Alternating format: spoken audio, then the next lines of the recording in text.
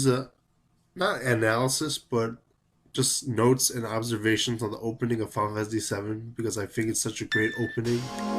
I'm working on an analysis of the opening of Final Fantasy VII. It's going to be very long because there's just so much you observe watching the game and seeing the significance of the opening shot of the film, video game, and there's just so much to talk about regarding it. And so, without further ado, here's the opening notes of the opening of the game. The beginning of Final Fantasy VII is a great cinematographic shot.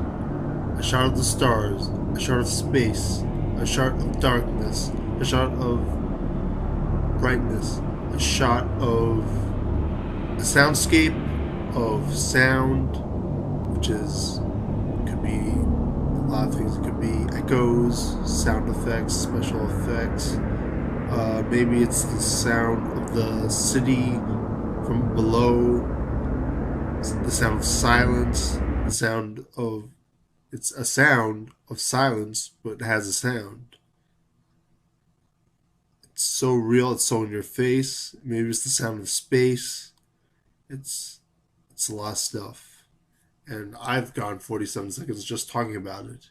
And I could go on forever talking about that beginning shot because there's so much you can talk about with that shot. It cuts to the shot of this woman, and you wonder what's the significance of her. Why is she looking at the floor, and why is there all this green fluff, pollen, water, circles? Like, what is that stuff? And then you just ponder what is the significance of that in the beginning of the game. And it looks beautiful, and that's why you're curious. The music starts, you hear all these automobiles driving past, you see all these signs of bars and places. Bars are important. There's a movie sign there, which is significant as well if you think about it. Not too hard, but you can figure it out. I'm not gonna say what it's about. Go through and under a bridge like a tunnel, and then you're all of a sudden you're up in the sky, just like you were watching the sky earlier with space or whatever. You're not space, but you're in the sky.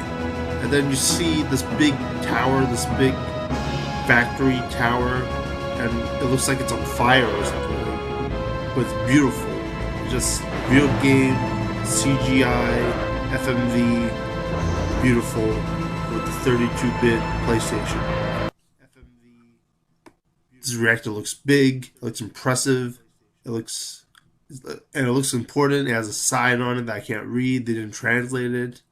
I don't know why, but it does adds to the mystery of what's with this thing that's so huge in this game, and why is it like in the center of the whole city, this huge city that you just were just moments ago just a part of, like 1-to-1 scale, and all of a sudden you're on top with seeing so many different things now.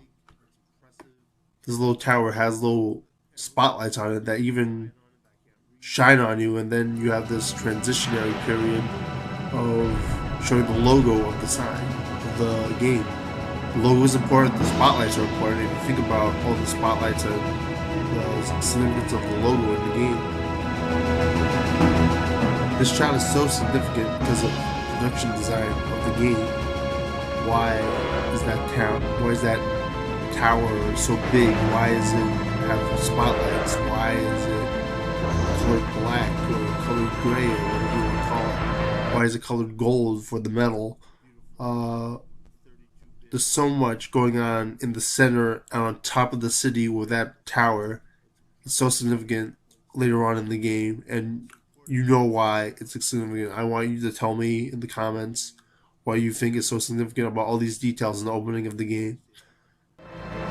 Later on, all of a sudden you're going straight back down, and because you see these transitions of this train coming by, and it looks like it's getting closer to the audience because like it just keeps cutting and cutting, and then you keep hearing the noise getting closer and closer, and then all of a sudden you're at the Mako reactor, and you're wondering what's going on, and then that's the opening of the game. It's exhilarating. It's so thoughtful. It's so thematic.